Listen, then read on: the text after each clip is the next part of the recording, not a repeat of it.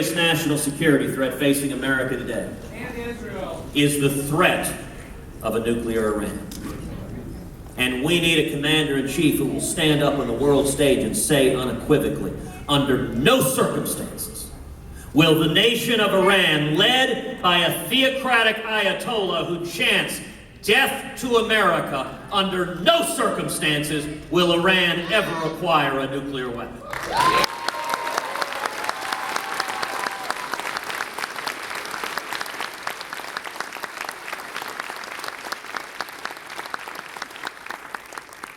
Fifth thing I intend to do on the first day in office is begin the process of moving the American embassy in Israel to Jerusalem, the once and eternal capital of Israel.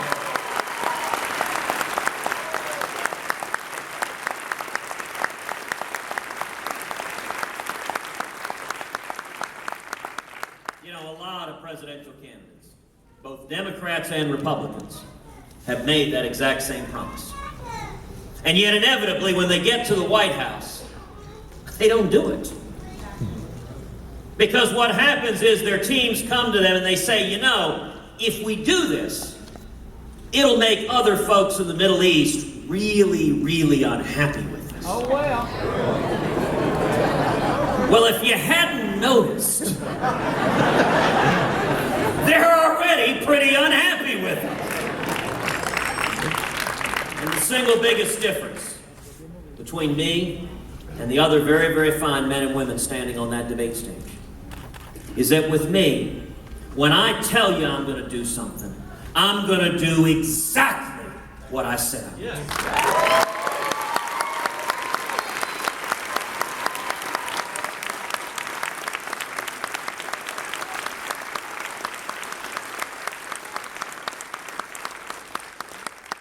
So that's day one.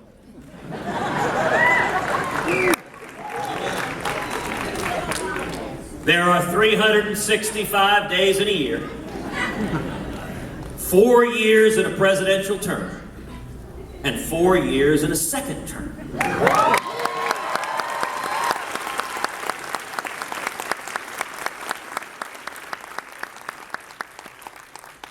By the end of 8 years, there are going to be a whole lot of newspaper reporters and editors and journalists that have checked themselves into therapy.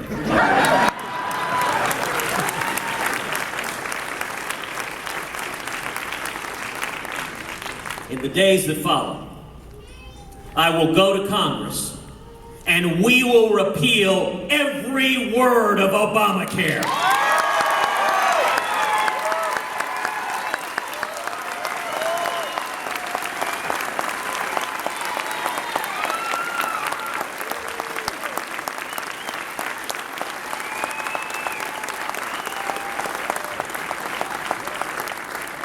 We'll pass common sense health care reform that makes health insurance personal and portable and affordable and keeps government from getting in between us and our doctors.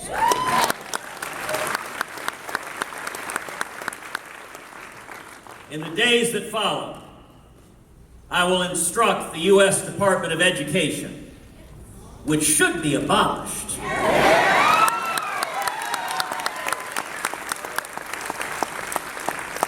I will instruct the Department of Education that Common Core ends today.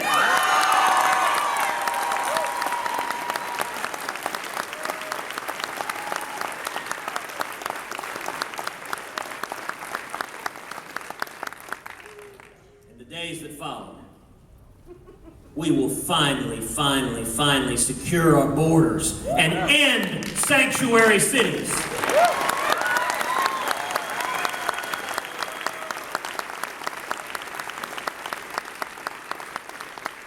There are about 360 jurisdictions in America that declare themselves sanctuary cities. They're going to find every penny of federal money cut off.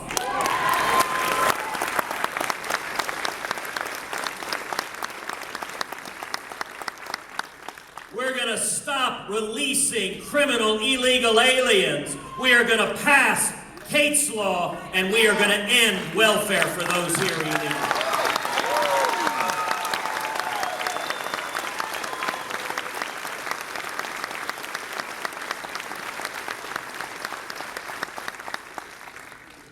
days that follow, we will rebuild our military, and we will honor the commitments made to our soldiers and sailors and airmen and Marines.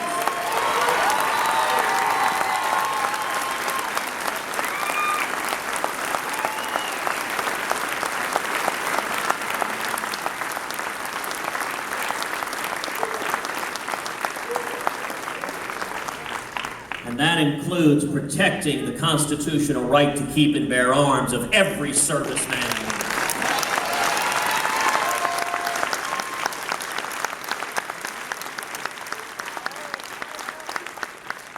So that the next time a jihadist walks into a recruiting center in Chattanooga, he's going to encounter the business end of a firearms wielded by a dozen Marines.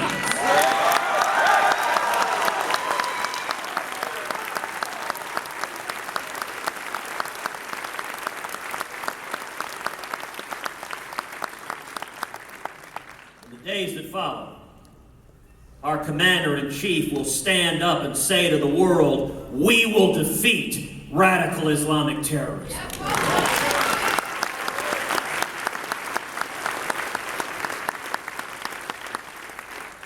We'll have a president willing to utter the words, radical Islamic terrorism.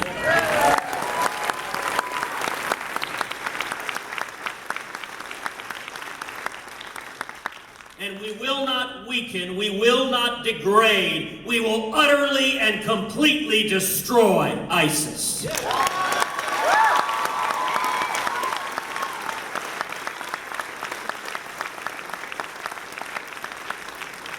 We'll make clear to any militant on the face of the planet, if you go and join ISIS, if you wage jihad against America, if you attempt to murder innocent Americans, you are signing your death warrant.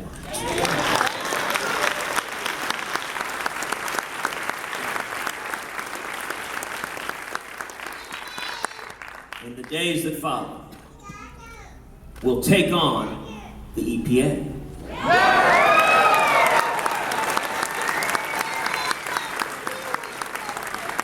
And the CFPB.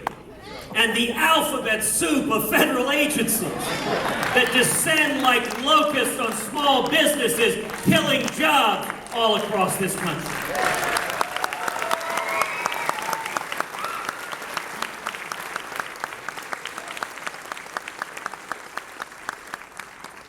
You know, a few years back, I was out in West Texas. Yes. And I asked folks there, I said, what's the difference between regulators and locusts? I said, well, the thing is, you can't use pesticide on the regulators. And this old West Texas farmer, he leaned back, said, want to bet?